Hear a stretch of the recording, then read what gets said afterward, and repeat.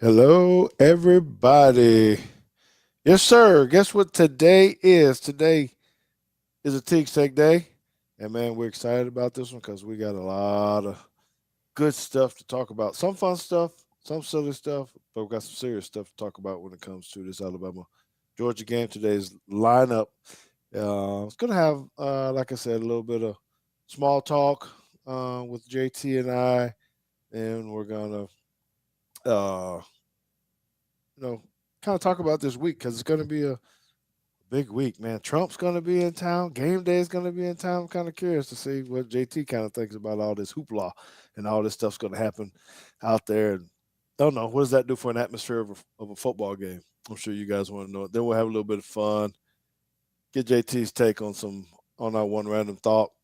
Then we're going to get into some film, right? We got to talk about the Georgia defense, um, and then their offense, and really tell you what we think on how we think this game is going to go out. So um, it's time to go ahead and get started. We got a little bit late, but we're going to go ahead and start Teague's take right now.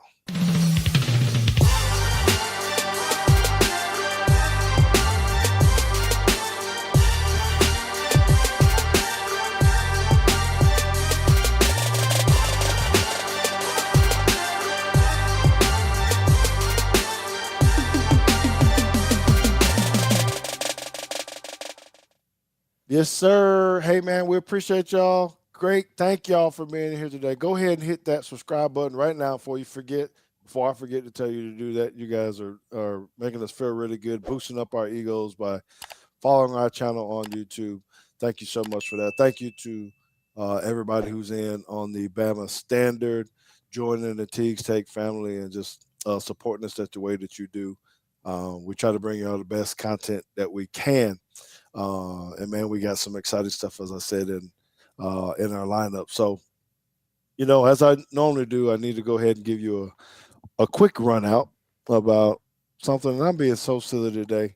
Typically, I give you guys something that may be a little bit heartfelt, a little bit more serious, but not today because, ladies and gentlemen, today I am going to identify as a white male for about a minute. Pretend that I got a full head of hair, and so I want to talk about hair just for a minute. So, why is having hair so much better than being bald? First off, hair is like this mood ring. You can rock the type of hairstyle that you like. I ain't got it, but you can channel your inner. I just rolled out of bed kind of stuff, right? And so let's not forget about all the products that people got to use when they're light skinned, right? Uh, what's better than spending an hour mixing and putting sprays and all this? JT, it's like a chemistry experiment, except you know you can end up with this hairstyle that kind of withstands anything, natural disaster. So picture this: you wake up in the morning and you just want to flip your hair around like you're auditioning for some shampoo commercial, right? People stare at you. And then this one ball guy in the corner says, "Hey man, I like your hair. What's up? That's kind of cool, bro." And now let's be real. Hair's great, but when you want to make a fashion statement, and you want to put on a hat, if you're bald, that's just to cut out the sunburn, I guess. But when you have hair and you put on a hat, it's an artistic kind of thing. So hair is not just hair; it's an identity, right? A source where people can joke on you, or you can just throw it on when you're being late. So whatever it is, if you got hair, man, enjoy the mane, right? And know that you're fortunate, like me, because I still got my hair, even though it's coming up bald right here a little bit. But anyway, that's my run out. And I'm going to go ahead and turn back into a brother real quick because I don't throw my hair around like some of you guys do in the chat. And I see there's a lot of chat, and I need to go ahead and bring in someone that I can talk to for a little bit. That's my son, the analytical one, the brains of all of this, Mr. JT. Somehow I'm gonna have to learn how to put this hand clap button on. So I think it's JT, already on there, so I'll just give myself a round of applause just for all right, do that. Guitar Zan had a good question. Where you were going with this, I I I have don't know. nowhere to go with it at all. Like I said, I had a really good day at work. Also, JT, Erica Badu would disagree. Um, what? Oh, about being bald is a better no, thing. No, she had a whole song that was "I am not my hair," as in hair is not an identity. It is though. It is, particularly when you got long wavy hair or something. So even for instance, with us, all right, um, when no, we can't throw our hair around and all that kind of stuff. But tell me you don't get excited. You might not have ever had this. You because I don't know, your hair is not as good as mine, right? But What? when you get the waves in your hair, right, and people say, "Oh, I'm getting motion sickness because I got the waves rolling and all that kind of stuff." You know what I'm saying, JT? I mean, that's an identity because people say it's like watches, shoes, hair is part of it. I do think that. So no, it's a random thought.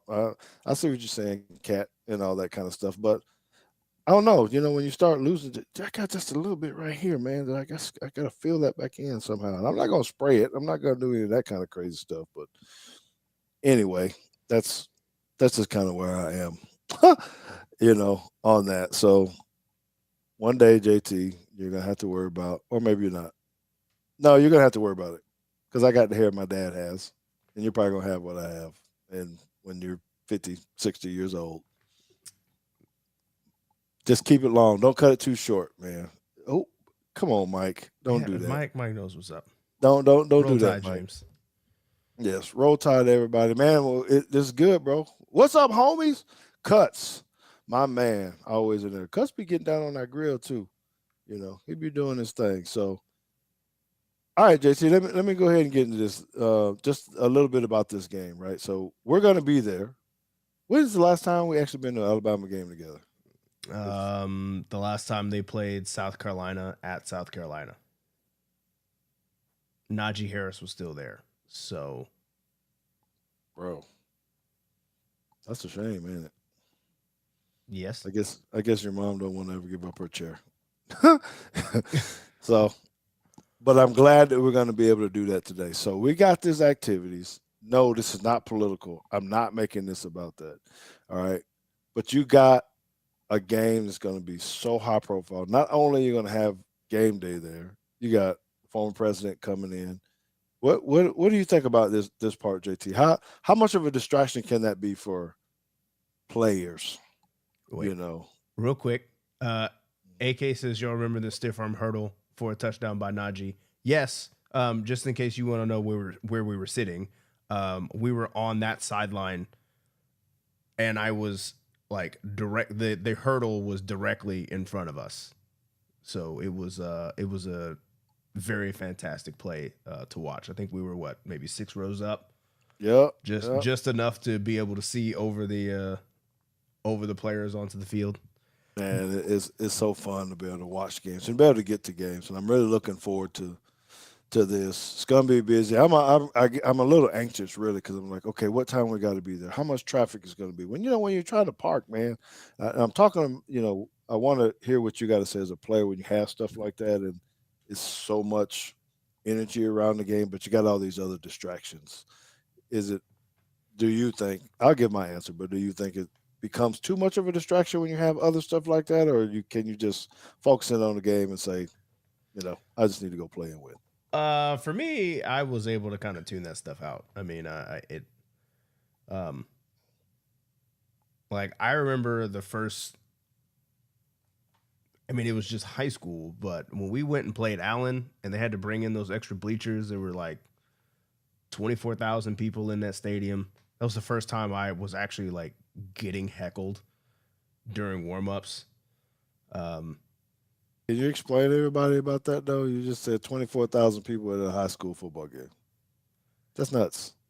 yeah, well, I mean, it was a great atmosphere too. It was their senior night. It was also the day of Halloween or the day before Halloween. I can't really remember. Somebody can look up a calendar and figure out what Friday fell right before Halloween. So everybody in the uh, everybody in the stadium had on some kind of weird costume.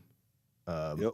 so you're warming up in the end zone, catching balls or whatnot, getting yelled at by some teenager in a banana costume, and just like what is happening right now?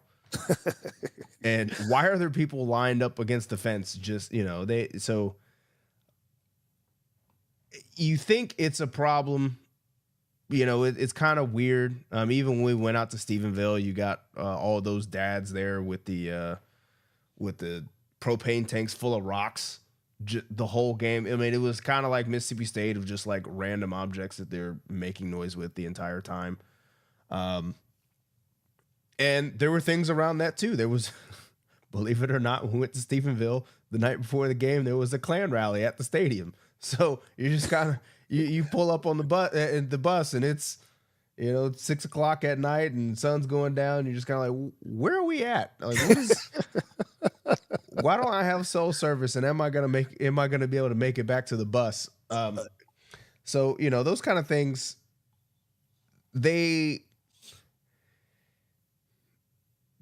at least for me, they didn't bother me as much as I thought. Like, once you get into the locker room, you come out and the national anthem is played by the band or sung or whatever, and all the stuff outside of those lines kind of fell away for me. As loud as mom was in the stands, I never really heard her because you're just so focused on what's going on in the on the field of play. Maybe we gotta talk about that. What was your favorite thing that you like to hear? Defense. See a lot I of did. I didn't hear defense. much. Even now, when I'm coaching, like I do not hear anything that's going on. Yeah, I agree. I didn't hear that as a player either, typically, but when I was sitting in the stands with your mom and she was rooting for you, that was the time I needed to go stand down by the fence. But just because. So yeah, I think he's right. I think most players probably can um, black out, some of those other distractions. It would have been harder for us, for me, I think, as a player back then, because we didn't necessarily because we stayed in the dorm. And can you get this? We actually used to walk to the stadium, right? Just kind of almost like pros a little bit. Get Well, I there mean, I did too, but our on time. campus was small, so Yeah, but imagine walking across the university campus at Alabama and all the people out there. mhm. And we didn't have game day there, but there was distraction. You try not to be bothered, you know, going or coming from the stadium to get back. It was just so different. So I'm just hoping the guys are focused. That's all it is, and I know they are because it's really about the game, you know, and nothing else. Uh, okay, so I have my one random thought. Now I need to ask you about a random thought here because you're so big in technology. And it hits me in the face every time I see this. So we probably need to explain what happens to your camera when you move. So if you make a big movement with your face real fast, check this thing out here, right? Okay, what the heck's going on over there, man, with this moving Yeah. camera? Well, I mean, they, the camera calls it AI. It's not AI. It's machine learning. But anyway, whatever. Computer vision, whatever. But it's I get to tell it like how much of my body to show. Like should it be trying to look for a full person head to toe? And I like to use this when I do um, when I do those talks, especially in Belgium. Right, I'm standing up in front of a whiteboard or whatever, and I'm trying to record it. And I like that I can just walk around the room and it'll follow me around, since I don't have a person there that's going to shoot and edit these things. So I kind of have to do it. Yeah, much like we're doing right now, just on the fly. I gotta hit all the buttons and do all the things and talk at the same time. So this kind of stuff helps quite a bit, and it ain't cheap, but it was definitely worth it. And I mean, I use it even now. Let's see which way I gotta go this way so that you can see the whiteboard and it will focus on the whiteboard. Uh, for me when I'm up there drawing, which I guess I don't have to do on this show very much, but I do on Well, Saturdays and Sundays. we get it right on the screen. What Yeah. these say. Yeah, yeah, and we'll give some thank you to some people who do that a little bit later. But okay, so my question I want to ask is Tesla, right? So now we're always talking about this technology, and you got this car that can drive by itself, right? And I saw Well, Michael. What? Well, let me finish. I saw Michael Kim talking about AI as the devil and all this kind of stuff. Well, what about cars like this where you don't have to be paying attention, right? And so, true story, I guess this guy is, um, I don't know, I guess he's drunk or whatever it is, and maybe they follow him out of the club or something. Um, but he falls asleep. Car's driving. He's knocked out. They got the sirens going. They're trying to get him to pull over. He's knocked out. Car don't know nothing about no lights, so he just driving, right? So they're trying to figure out how to make this car stop. Don't are we going too far with this stuff, man? We're just Okay, so I have a lot uh, of thoughts about this. The first thing I want to say is since since Tesla no longer has a PR department, they are not doing a very good job with their, I'll call it marketing, where they call it full self driving and automated driving or whatever it is, um, which is a complete misnomer. So there are 6 levels because it starts at 0. Computer science people, um, of driving levels, right? Of self-driving levels. Level 0 means there's nothing in the car. So your 1980s whatever would be a level 0 car. Level 1 is basically anything that has something in it. So if you had you maybe in the early 2000s you had that control where when you started to speed up your music started to play a little bit louder. mhm. So that's level 1. And then level 2 is anything that has like adaptive cruise control, anything that can like kind of slow down Slow down. or Yes. accelerate, which a lot of people have in their car now. Yes. Where we start to get in trouble is that Tesla's Tesla's automatic driving is still at that level. They're still considered level 2. So just like you wouldn't hop in my Kia Optima and get behind the wheel and expect it to drive, that's the same thing that Tesla is supposed to do or is rated to do. So my thought is, in this instance, you still can't get behind the wheel and be drunk. That's not Tesla's fault. That's still a human problem of doing things that you're not supposed to do with tools that you have.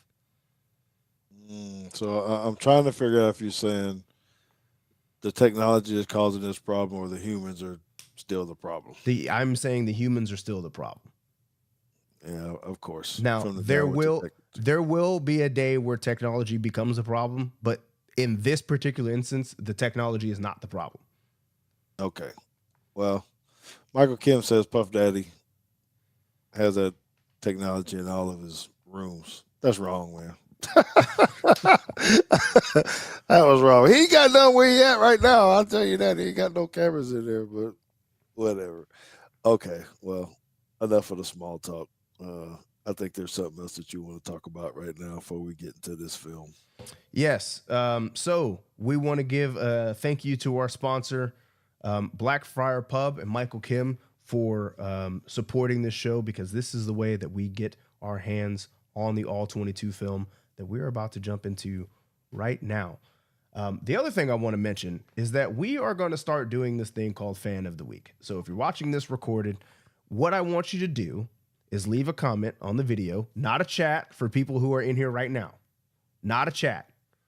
Leave a comment down below on the video of what you think the score differential is going to be for this game and what you think the total number of points scored are as a tiebreaker, because the winner closest, and it's not Price is Right rules.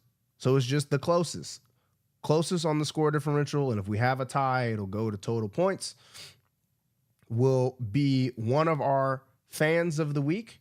And the prize that you get is to be able to pick a play from either this game or the scout film from our next game for us to break down live on the show for you. So remember that as we get into our film today. Yes, sir. We're gonna go a little defense first, like we're supposed to be. So if you're the head coach, JT, and you're getting ready to flip the coin, are you deferring? Are you taking the ball? What are we Um, gonna do? I typically I would just defer because I want the ball in the second half. I like the idea of possibly scoring before halftime and then coming out and scoring Do again. it again. Yep. However, there are some times where I feel like, maybe depending on how things have gone, you just need to go ahead and take the ball and try to set the tone. But um, typically, I like to defer. And Okay. actually, I don't even know why. In that case, I still don't really know why we defer. Why not just kick and just, or is that not the option? Because Because they still get the. If I say kick, they can choose to receive. Is that what you're telling me?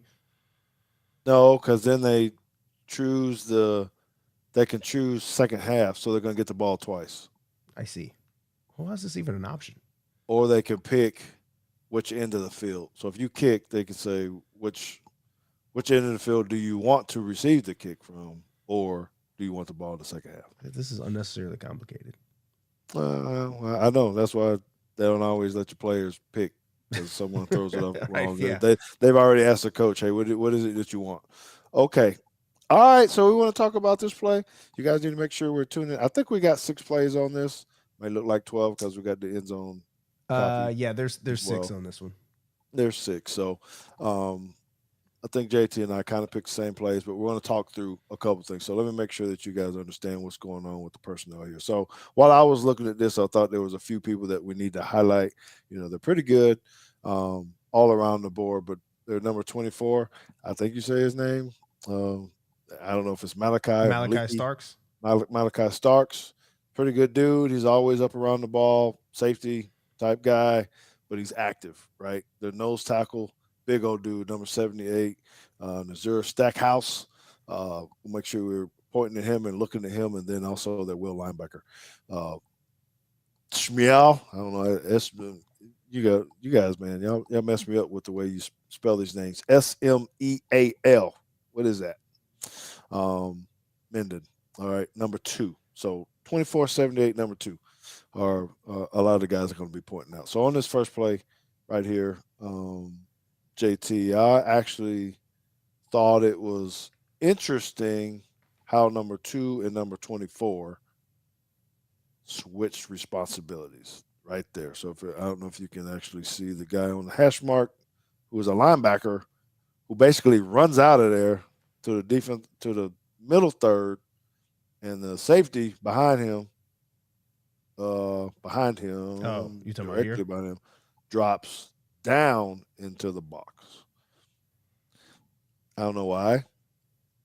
Now, I'm saying that because we got to make sure that Jalen Miro's going to have to know what's really happening here. you know, because you got guys off the edge, you got linebackers that are running out to be spot players. That's one piece I thought was interesting on this, um, because it's different. I don't know. It's unique. I like it, but I know it can be confusing. Right. The second piece of that display is quarterback gets out of there, runs up the field, and Jalen Monroe's a better runner than them. So I'm sure as a defensive coordinator, you're always talking about don't run past quarterback like this when you're blitzing off the edge. Um, so it may create some running lanes if they're not sound in the way that they rush Milrow. Do you agree? Yeah, I definitely agree. I kind of figured this is why you would pick this clip.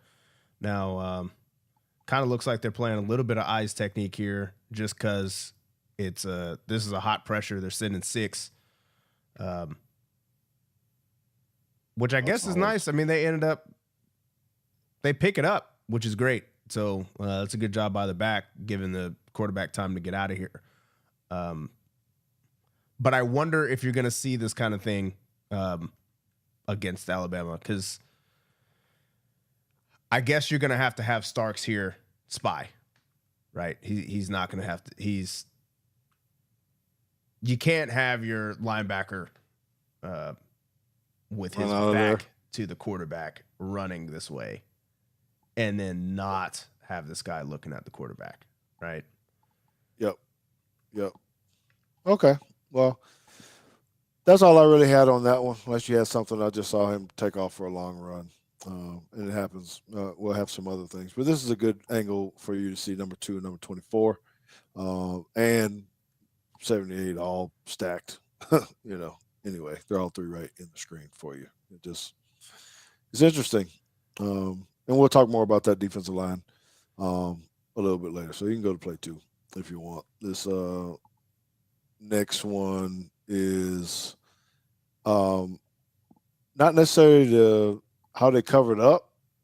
I thought that from the back end, you probably can see this better, and then maybe we'll come back to the wide end. So they're running Yeah, the I don't know stunt. that I like this tight front against this surface here. I mean, I understand that these two guys are here receivers, but you got four eyes in here. Yeah, they're trying to close the B gaps. He's responsible kind of for both A's, and then you got athletic linebackers. Now, I say I don't like it, but that's because my players are not Georgia caliber players. We can't really get into a tight front or Really. But mint, look what and then oh, that's right. But look what they do though. And then when we're saying that you might not like it, but watch how that it actually pans out. So the nose and the left they slide to the right, guy loops around, the other four eye actually loops around, kind of hits it late. I don't know why he waited late to go. Um, you know. Um, so the thing I wanted to point out really about that is that our offensive line did really good. If you remember from the last film we showed, if you could go back and watch it, we watched how all of our linemen actually passed things off. So we didn't have free rushers like this. So I'm looking forward to them being ready for this. I think they're exposed a little bit because you see the aggressiveness of Starks, number 24, jump up. If this yeah, but is but look at this. I mean, it's probably a hold, and that might be where the flag came in. I'm not sure. But two here, like stepping up, and then just somehow being grabs able to him. catch this receiver and then and then run with him. That's ridiculous. Yeah, yeah. Well, you're right. He's holding, but it shows his athletic ability, and that's another one why I was pointing out that that's. I mean, he's right. He ends up right back on top of the dude where he's Mm-hmm. supposed to be. So it's really there's two pieces of that, right? For me, one, we're going to have to be good at picking up their line stunts because they run a lot of that, which you can see in these next few plays. But then I see some vulnerabilities that if we're patient, like we were seeing before last week with DeBoer and his offense, he's probably telling him you're going to see some of this stuff and some things are probably going to pop open. Well, Milrow might be able to catch some intermediate throws. I think he's going to have to throw intermediate passes to beat them. Okay, is this the next play? Yes, this is the next play. Okay. Uh, why I chose this is really because of what they did at the top. So Actually, I think I chose this one. we both pick it. See, man, our eyes are very similar. So if you want to talk about your points, but mine was I'll let you talk about your points first. Yeah, so I was looking at this because I was keying. Where's my circle tool here? I was keying this guy right here because this is a formation that is not unique to Kentucky. We do this kind of stuff all the time, right? And we're gonna send this guy across and maybe kick somebody out. It's kind of a split zone look. I don't know if this play is actually split zone or not, but the point is, this dude is actually just gonna chase the tight end, and you're gonna find that he is behind the line of scrimmage, untouched, just waiting for you to do something.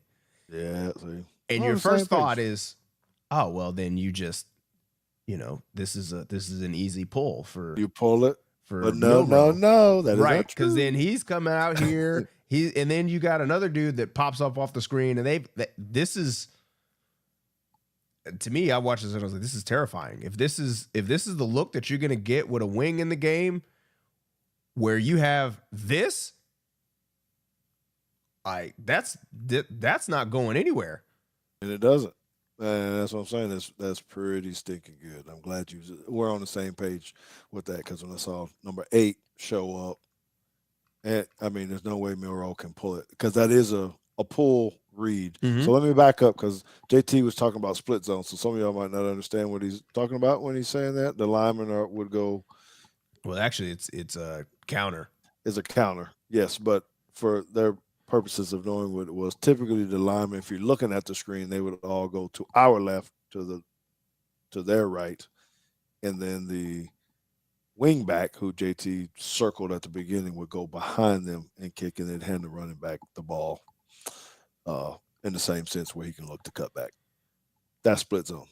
All right. Make sure you put that in the notes because someone might be looking up split zone. Um, but anyway, that's not what it is. So this is a very good play. This is where you just have to be patient and you say, hey, man, they got us that because if I'm the quarterback, you're going to pull it, but there's going to be two guys standing right there and everybody's going to be screaming, what the heck? Why didn't he give it? And he gave it and it still didn't matter. Okay. All right. Uh, Next play it is. All right. So I put this on here um, mainly because I wanted you to see how the safety at the top played. So looks like a quarter safety following the motion, but he pulls off and he cuts off this dig. This is, I'm saying it's high level. It's like they just kind of knew what he was going to be running. Now, at the same time, there's a lot of green space there, JT, for that guy that comes in motion. And this is why I think that he has to sit. Does he run it? Yes. Does he run a arrow back in? Run away from the corner because I don't. There's just a lot of space, and you got to find that. And he actually has time to throw the ball. Yeah, and they're green dogging too. So with who's that? That's number 2, I guess. Yes. This guy. So all right, well I ain't got no work, so I'm gonna go pressure. There's a lot Yeah. of 3-man routes though. So I mean, clearly they were getting pressured a lot, right? Because they're leaving guys in the block, the tight ends in here to block, the backs in the block, and they're just gonna run a 3-man route. So I mean, that's max protection, right? That's 7 guys. One's got to throw the ball, and the other 3 are in a route. Yeah, and maybe you see something totally different. The thing about it is why this is so interesting to me is that both teams have had 2 weeks to prepare. So everything that we're talking about is probably going to be in play, but I promise you they got some other wrinkles somewhere, whether it's on offense or defense, right? Um, the other part of that is a lot of the throws that they completed were like these intermediate throws. So Milrow has to be accurate on these passes. You can't be late. You got to get it out of your hand and take those comeback shots, just like we just saw. What's up, Monica? Good to see you, fam. Okay. All right. We can. JT, I want you to know she was roasting you a little bit last time too. She didn't want me to tell you, but I'm talking about it on the air while she was down here. For She what? she came after you. So that's your people. That's not nice. That's not nice. I'm gonna stop showing your comments on the screen when you get in here. Oh gosh, you crazy. Okay. All right. So Oh, is this the top? I think we're back at the top. uh this Oh, is no, we're not. so this is one of Alabama's favorite plays. I wanted this in here just because again, it's just I feel like Jalen Milrow, this is gonna be on his back and we run this. How many times have we seen this? He's taking it for touchdowns. It's the same, you know, it could be a pass, it could be a run. But I just think we're going to see some of this, and Jalen Milrow is going to run the ball off this action. So you get a lot of eye candy, motions. It's two guys going to the right. I don't know if you guys understand that. So the first guy goes in motion to the right. Then you got that wing back who basically trails him as like a second puller. And then you got Milrow potentially with the ball, or he can dump it to that guy. So I just think we're going to see this, um, especially if they're trying to blitz like this. So they didn't run any stunts, but they did blitz the backer. Um, this just film study and trying to figure out when that's going to happen. So you make the play call. It's going to be a good chess match, man. God, man, this is going to be a good game. Okay, is this the last one? Yeah, Unbalanced. this is the last one. This is one that I put in here because it just happens to be unbalanced where this guy is not eligible, and that guy would be, but I think there are a number of restrictions in college, so he's probably not actually eligible. But the point is, we kind of see the same. We see the same thing here with the defensive end and the split zone kind of look, where he goes inside, and 11 here is not.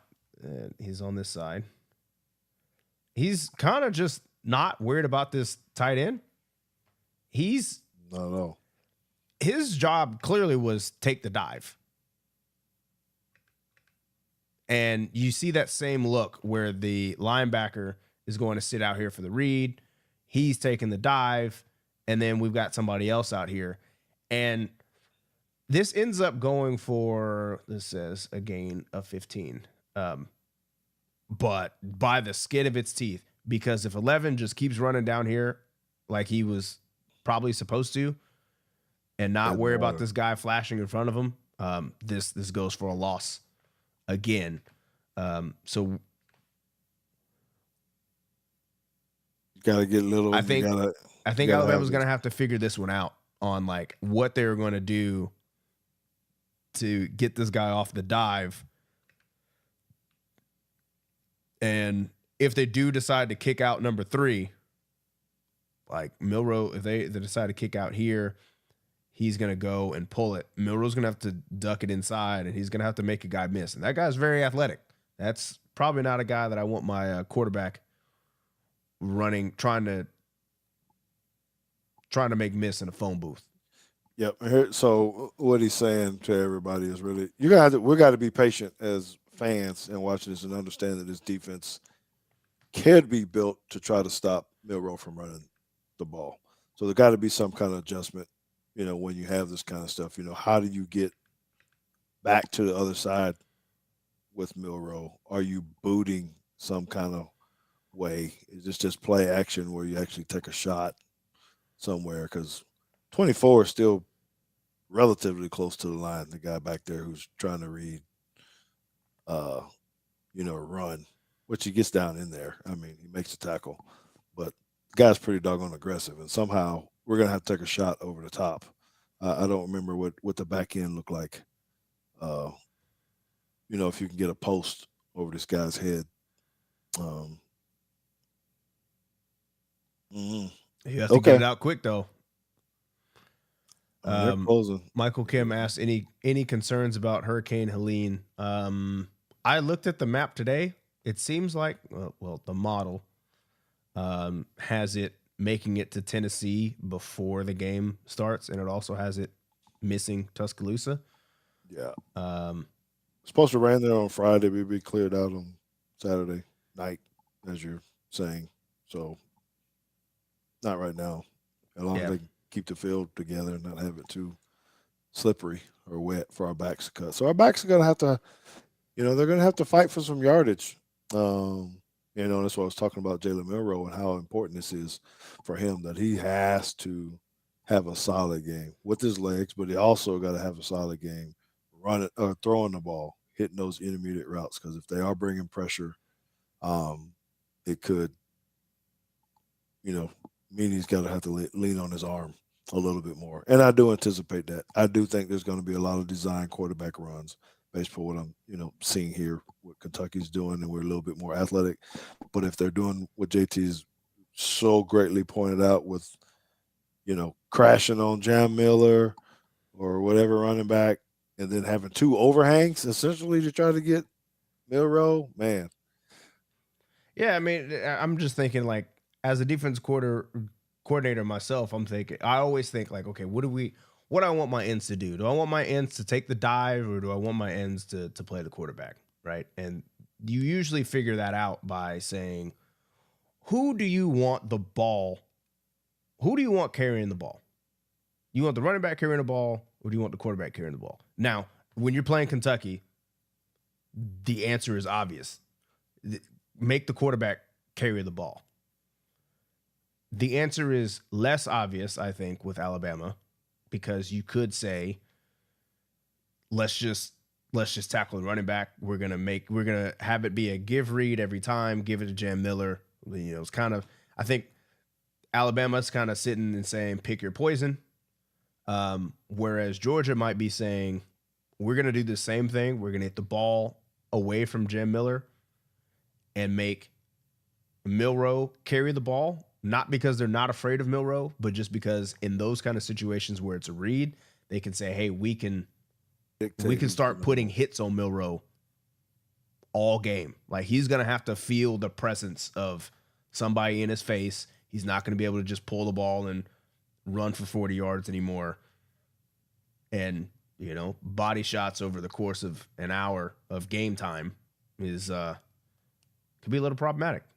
Yep. So my prediction is first half we're a little bit slower, maybe on the scoring. It's kind of been our deal so they can kind of figure out what they're doing on defense, make some great halftime adjustments, and switch up that running game. I don't think they show too much too fast because Kirby Smart's a great defensive mind as well. Okay, what is that question? What problems do we face being that we basically have a man-to-man defense? I don't know that it's man-to-man. I think we still pattern match a lot, whether it's man match or zone match. I think we probably zone match. I don't know that for sure, but the problem that you have anytime that you're going to either play man-to-man or pattern match is that you're gonna get a lot of single. You're gonna get a lot of one-on-one matchups. The benefit of pattern matching is that the guy who is in the best position, granted, you have to run it correctly, but the guy who has the best position and leverage is the guy who's going to take the route. But you still have the issue of it's one-on-one. And if my guy is better than your guy, you lose. All right, so let me tease it this way. That's an excellent question. Thank you for doing that. Make sure you guys stick your questions in there. But just in a moment, we're going to take a very quick break, like a 90-second break, because I want to come back and talk about this because I have some concerns about that, and I want to give you what I think about it and hear what JT has says about it when we're talking about these wide receivers, in particular the slot receivers, and how we got to cover these guys. So we'll see you back in 90 seconds.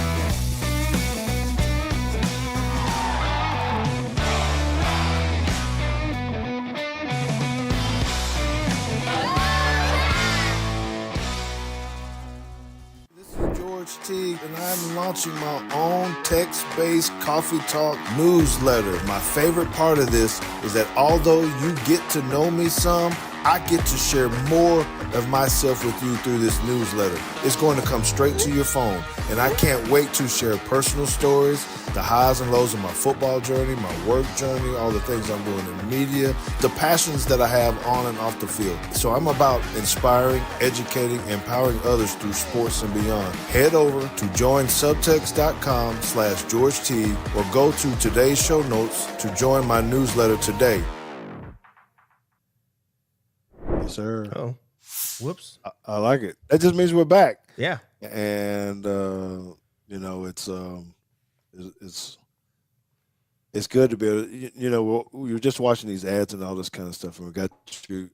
Please sign up for the newsletter if you just want to get some insight. There's some things I put out every single week that only goes out through the newsletter, just different topics that I'm talking about. So it's kind of cool, I think, and I have fun with it.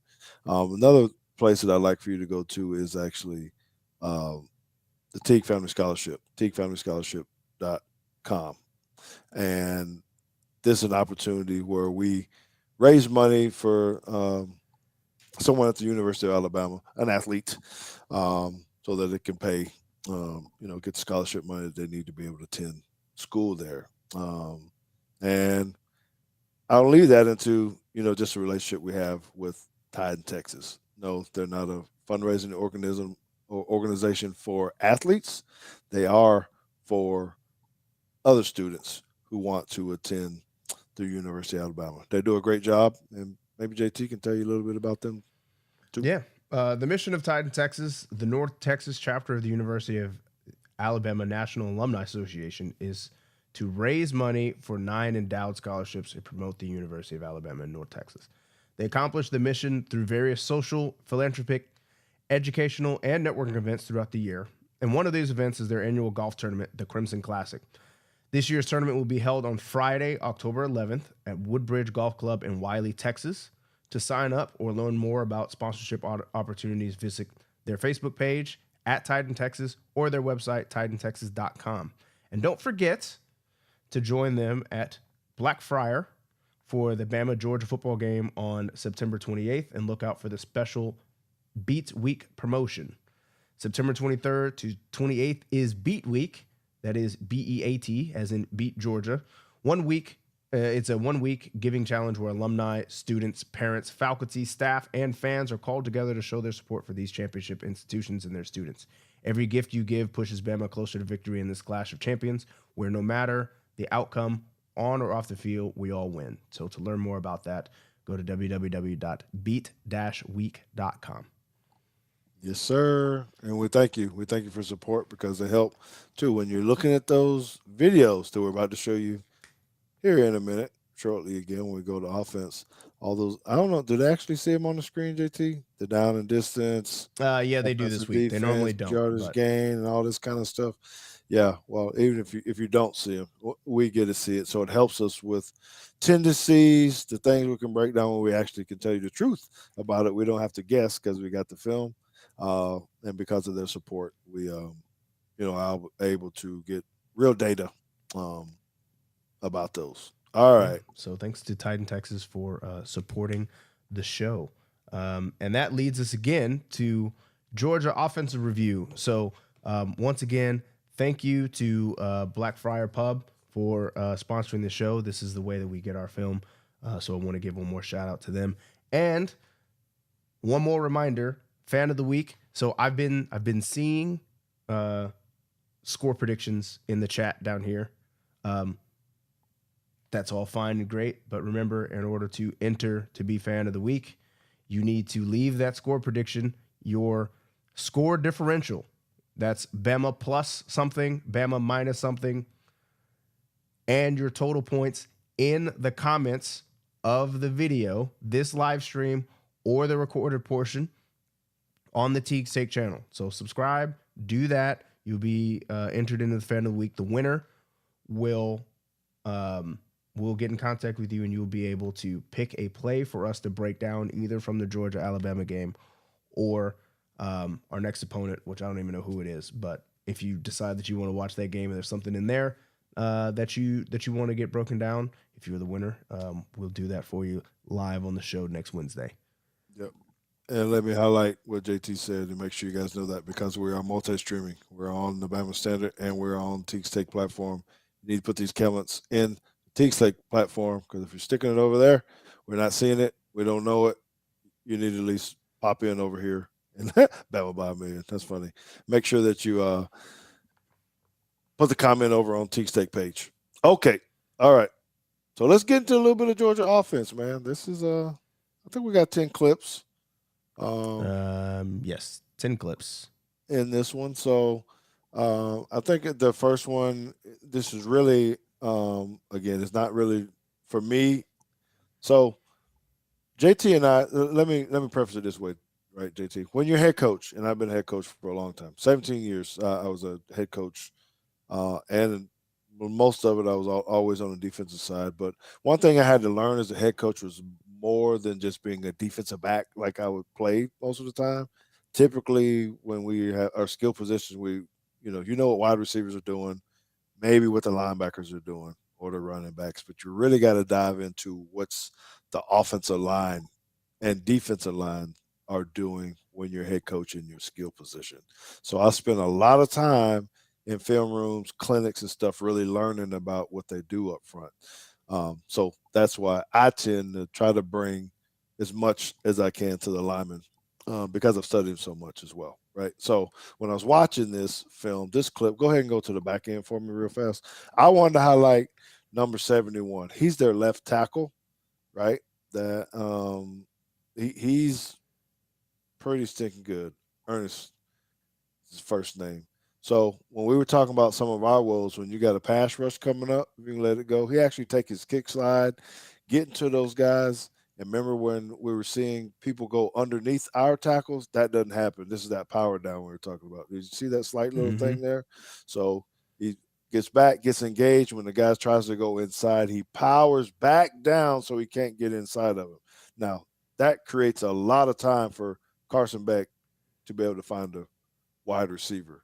So Now, and I meant to kind of give a little bit of a scouting report before we actually jumped into the film, so I'll do that right now. Since we're talking about the O line, um, there was a breakdown that I was able to kind of count on, like how many, well, like where do they run the ball, and it's very clear which side of the line is better than the other side. Not that one side is bad, but there was one side that Georgia and their coaching staff clearly think is the better side. And that's over here because 60% of all of their run plays this year have gone to the left of the center. Um, Most of them have actually gone off tackle this way. And then the next kind of closer and closer this way. And I mean, 40% still go to the right. So it's not like they never run to the right side. But the point of that is they really love the left side. They think the left side is their best side, and they are grading much better in pass pro than they are running the ball. So Michael Kim, as he just had a comment here, we need to get to Beck. That's a tall task. These 5 dudes up here, they're good, boss. They pass pro up with the best of the country. They are not letting people. They're the bouncers. You know, they're kicking people out the club quite often, and really I think this is why people don't actually blitz them that often. Too much pressure on them. Yeah, it ends up with too much time. Right. However, though, Carson Beck under pressure and Carson Beck under blitz is a whole different dude. He is much worse when people are in his face. He's much worse when blitzes are coming. So yes, Michael Kim, you are right. We do need to get to Beck. I'm just saying it's a lot easier said than done with these 5 up here. I want to show you how he misses some of those when he has a little bit of pressure. What some guys that are wide open, as a matter of fact. So that was really my main take on that play. Yeah, because I mean, even with this, it's the same play here. Just how much time he has. This is, for instance, this is an 18-second clip.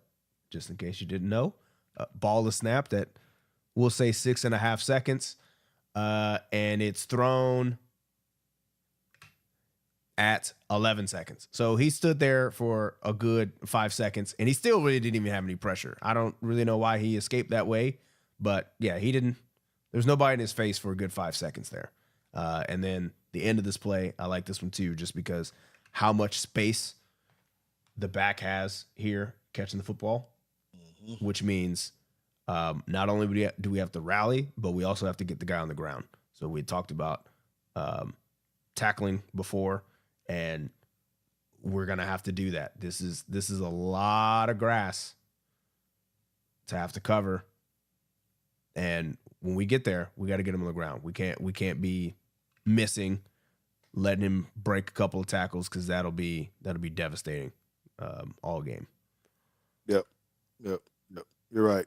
So this next one, I think this is, another pass, and I was really wanting to harp on. So this is a slot receiver. I was saying he's not. I mean, he ends up being the number 2 guy. He's running down the field wide open. Now he missed him, but this is kind of what JT's saying. Once you start getting a little bit of pressure, and I don't know why he rolled to the right and got out of the pocket. Yeah, and it really seems like it doesn't have to be much. Like, I'm not saying you got to be hitting the dude. It kind of seems like he sometimes will see ghosts, I suppose. I mean, this big dude's not a ghost, but they're 4 yards apart, right? And he's change of direction's not very good by this. I mean, he's open right now. I mean, when we get to the back end, Yeah. You'll see it. Yeah. Right now, this ball should be leaving. Yes. Now, it's another thing that we always talk about that we got to be better about is those wheel routes. They did switch these off last week. At the top, where the guy goes up, I guess you don't even call it a wheel. It's probably just a switch route. Um, but that guy climbing up, and you got your corner trying to cover both of those guys because there's nobody in the middle of the field. But when you look at the back end, it's kind of a cool angle for you to see that Beck just missed him. He had him. He's looking at him. He sees him right now. He just needs to set his feet and just throw it. And he just missed. So we need to have some of those misses too, because that could be a huge play if he gets him. So to me, it's going to be how well we play on those slot receivers like that, and who do we have chasing them. Okay, this is the next one. Yep. Yeah, so I put this one in here. This was another hot pressure, right? So they're sending 6 here, right? Oh, so in the back end, they're playing eyes technique, and what I call eyes technique. So the safeties are sitting kind of flat, because the idea behind these hot pressures are the ball is going to have to come out quick, right? So this is not ideal because he's sitting flat. The ball doesn't actually come out quick because they're not getting pressure as quick as they thought. And you get this seam running right past the safety. That scares me, man. I mean, just what we've seen in some of the other games. I don't, because you don't have any pressure. And if we're like you said, pattern matching, and we're late turning or something. So to me, this is not actually. I highlighted the safety, but to me, this is not actually the safety's fault. This is the corner's fault, because I'm pretty sure. Again, I don't know. It's not like I have Kentucky's playbook, but these guys are both kind of doing the same thing. And we've got a pole runner here. We've got a wall 2 guy. This guy's sitting in this hole. This guy's sitting in this hole.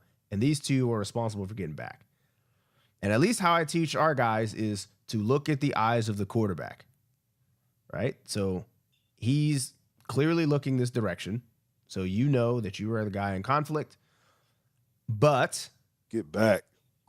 Not only do you need to get back, but you need to lean on number 2.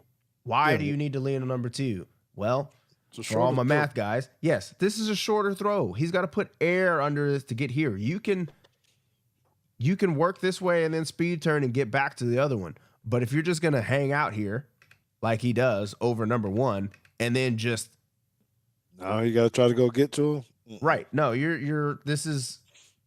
that's not okay. The ball is going to get here quicker. If we just switch places, if you moved over here first and you made him throw this ball, we're talking about a different story because he's getting hit now, right? Yep. He's getting hit. Even if this is a comeback, trying to throw this on time in the right spot while getting hit in the face is much more difficult than throwing this to grass. Yeah, you just let it fly. Just let it get in the air and make it run away from because there's nobody back there either. So I don't know. We're gonna be conscious. I mean, the other slot was kind of. Oh, and then he gets over there and takes a bad angle, and then not only does he not cover the right guy, then he lets 6 get outside, and just not great. We got to be prepared for this. And so you get the angle, and we're talking about these linemen. So if you can see them kind of passing off and switching, the left tackle, you can see them communicating and passing. It's a little late on their 3-man twist over here. I love this stunt, by the way. I got my eyes. That guy totally destroys Carson. Good Lord. Yeah, I call this one. I call this Supersonics X. And it's great because 17's actually stepping up here, taking another man, right? So this is that's great. I like that. All right, slot guys. That's what I'm saying. That's what I'm gonna be looking for all game while we're sitting up in the stands. I gotta be looking at slots. Okay. Let's see. What's the next one here? This is a pass. Gain of 20. Do you see how fast these slot guys are? I'm just looking. He's not the slot again. He's the outside guy with the cut split. Yeah, yeah. That's scary kind of speed. Yeah, but the main thing that I wanted to see here is one again. Look at the pocket. He has a lot of time. Nobody's in his face. Nobody around his feet. JT and I have already talked about that. They're good up there. But this is a tight window throw. He took a shot on this. This safety made a pretty good break on the play. Um, but that that break right there to go get in there, that's a confident throw by Mm-hmm. Beck. So you're gonna have to, yeah. Saab does close very fast. I agree, but you got to get the ball out. Um, in this case, I mean, he's looking around at what. I mean, that's a damn Yeah, good it's on throw, a man. rope too. I mean, that's an NFL level throw, ain't it? Yes, it is. Yes, it is. Great catch. I mean, that's a jeez. So I mean, for anybody to think it's just going to be a cakewalk with these guys, I wouldn't go that far. Yeah, I mean, yeah, we can say all the things of I think I've seen in the chat. The receivers don't scare us. They don't have their tight ends are not as good as they were last year. Their defense is slightly worse. My thoughts on this is a very efficient football team. Like they might not be flashy, they might not be, and that's actually kind of what scares me a little bit about Alabama is how efficient Alabama actually is. Um, it's kind of like the basketball. To me, it's kind of like basketball in the three balls. You live by the three, you die by the three. When it's not falling, when them long shots are not falling, it makes for a long night.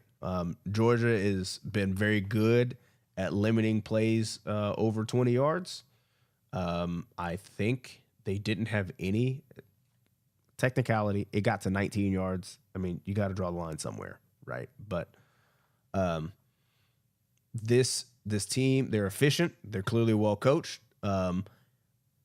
It's I think it's going to come down who makes the most mistakes, right? I mean, most of the time it does, but like I think mistakes made are going to be at higher magnitude, right? You're not going to be able to have 12 penalties for 125 yards and Oh, I expect was to win about to this say, football cut game. out the penalties. You can't put yourself behind the chains. Losing yards, offsides, post penalty, post play penalties, anything that's going to make you go backwards is Oh, not oh, and and great. and and you can't have three linemen go out of the game because their helmets came off on the first snap of the game. Strap it up. Strap it up. Hey, I like WDM's question about the DBs getting beat a lot. Press man technique or what. So a couple weeks ago, we actually talked a little bit about technique. Sometimes we're sitting flat footed. Um, sometimes we're late turning. Um, I think in general, I would say to just have to coach up these young guys a little bit more and understand. What I tell people is that as good a technique that I had or I thought I had when I played at Alabama and I got to the NFL, bro. If I was just a split second late in turning on some of these wide receivers, it was over. And you're playing against high level guys like this. You can't lock your hips out. Yeah, Um, or use the wrong hand on a jam.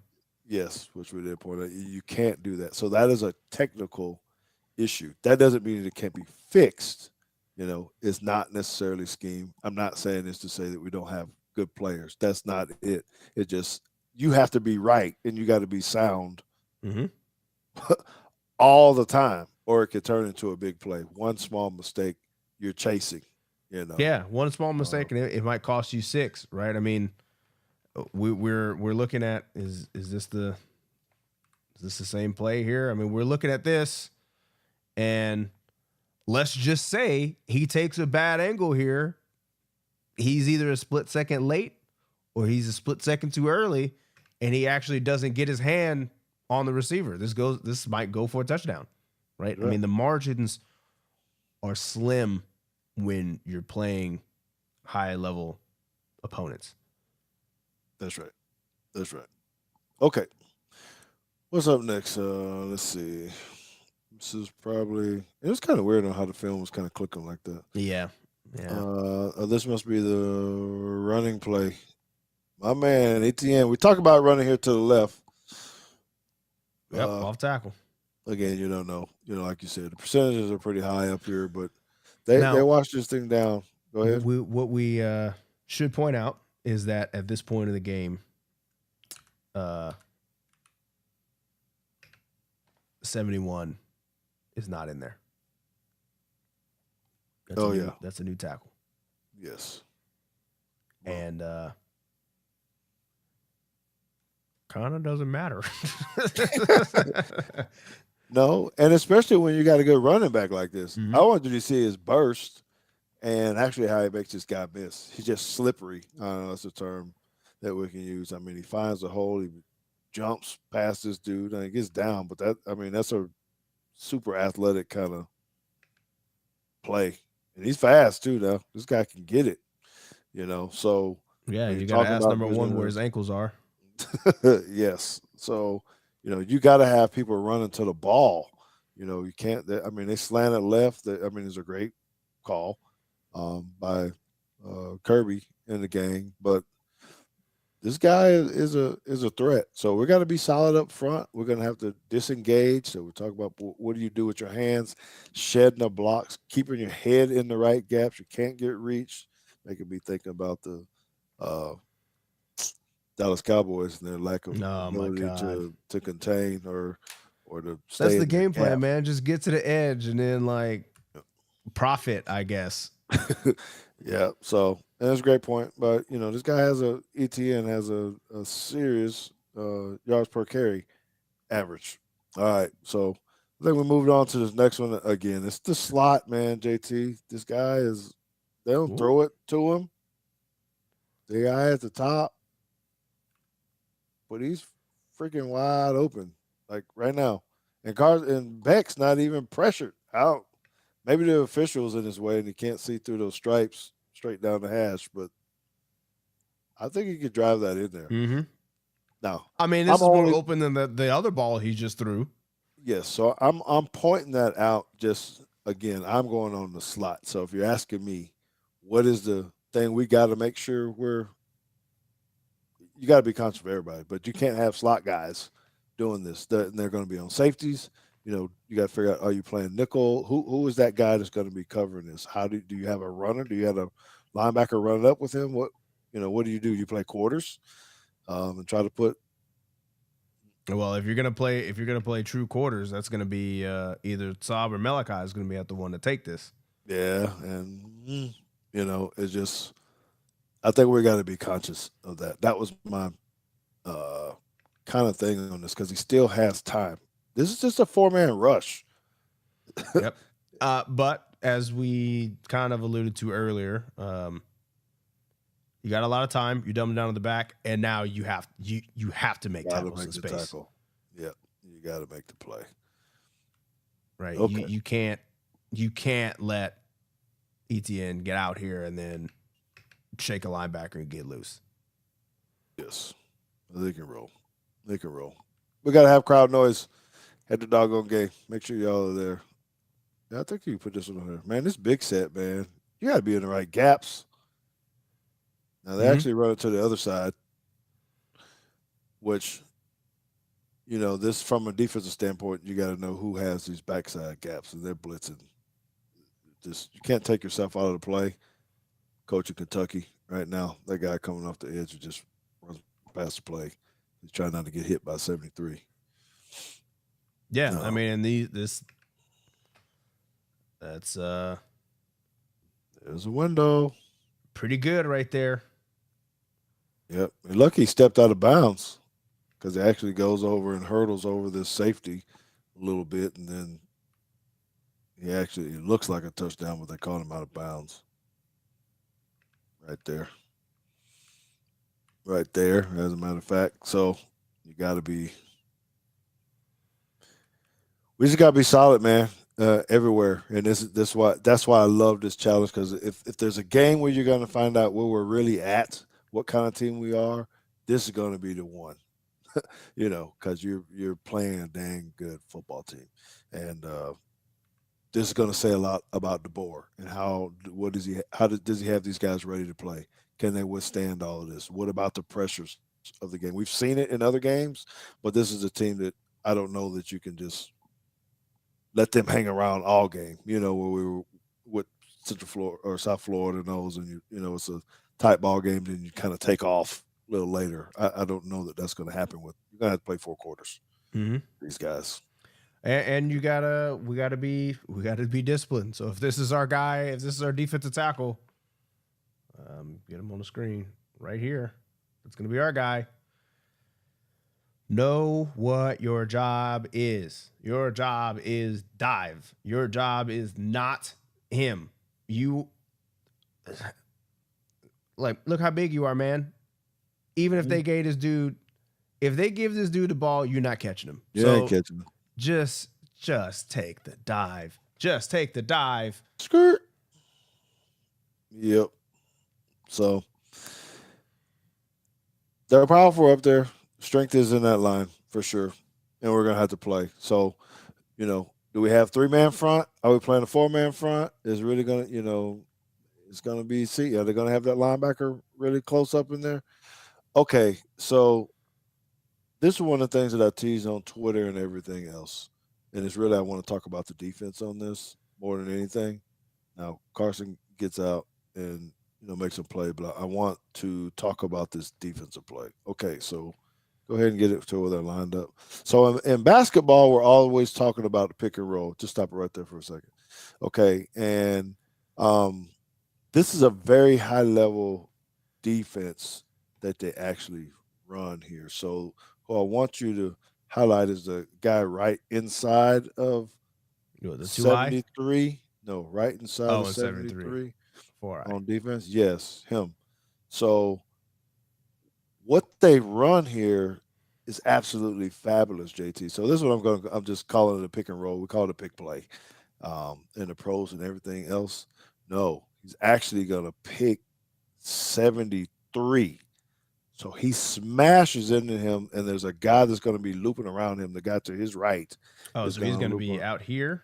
No, he's going to hit the 7. Oh, okay. The guy inside of him is going to loop around his outside of him, but 70, the guy that went in straight is going to roll or fall back into the quarterback. Right, so he's creating a little bit of space so 56 can't get him when they try to. So, or I'm sorry, it's the other guy from the outside. So you see where he actually runs into 73. 73 is trying to now he he wants to try to come back to pick up this outside guy, but he can't, and we're already inside him. Now he misses a tackle, but this is a fabulous play. This is what they try to teach Michael Parsons and all those guys to be able to do that, to create this pressure. I love this.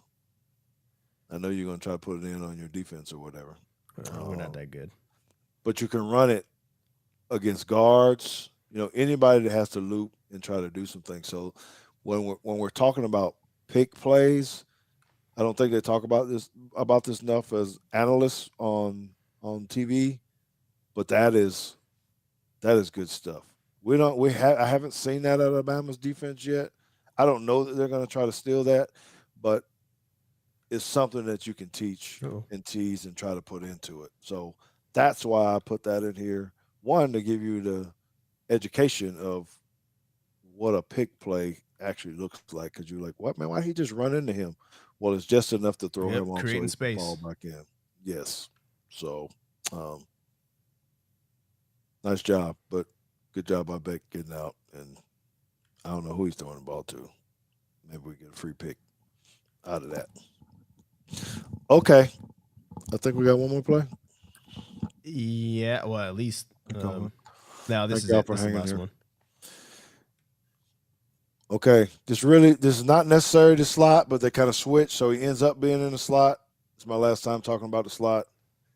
Cover the damn slot, man. Right? So are we switching? Is this going to be a safety on him?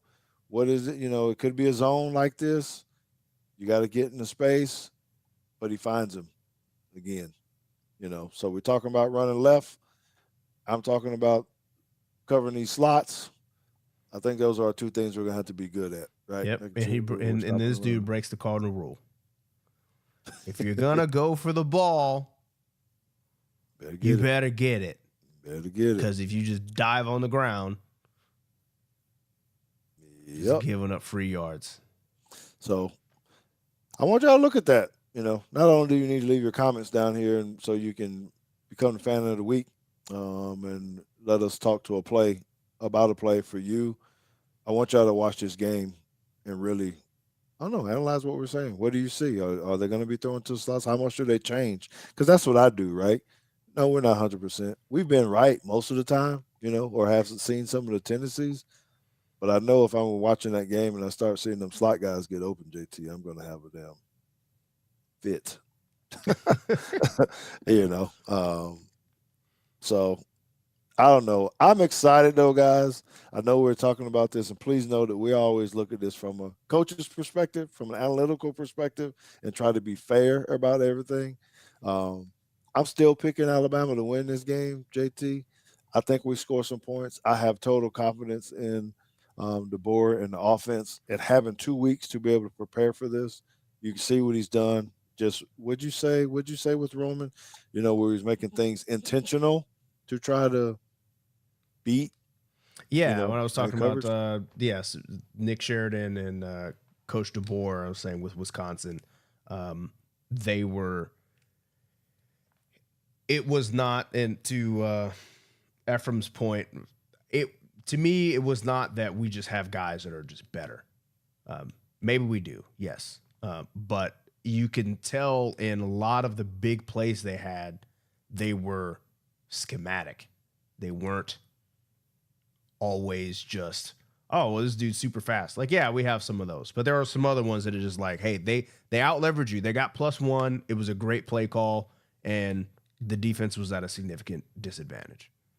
Yes, yes. So I'm excited about that part, just to see how it unfolds. What do the emotions look like? What does he have up his sleeve? This is all the stuff that we want to see, and how uh, creative can we be, particularly if we start slow and things are going, and then you're having this chess match. So I'm going to have my coach's hat on, and I'm itching just to really kind of see how this is gonna go on both sides of the ball, particularly with Coach DeBoer, and how we respond at a home game with all the distractions, with everything happening there. The field is going to be packed. Everybody's going to be there. Everybody on TV is going to be watching the doggone game.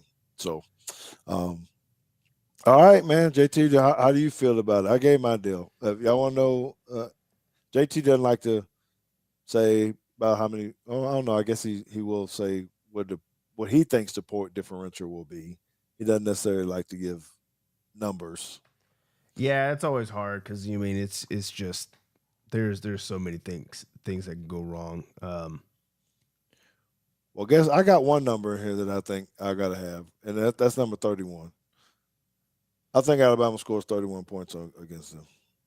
Now, some people might say that's high. I got it, but I'm still going with. I think our here for vibes only. I like that. Okay, so mine was actually 31-24 is what I'm That so picking up. everybody putting your score predictions in here. Make sure you put them in the comments on the Teague Steak channel so that you can be in the running to pick a play for us to break down next week.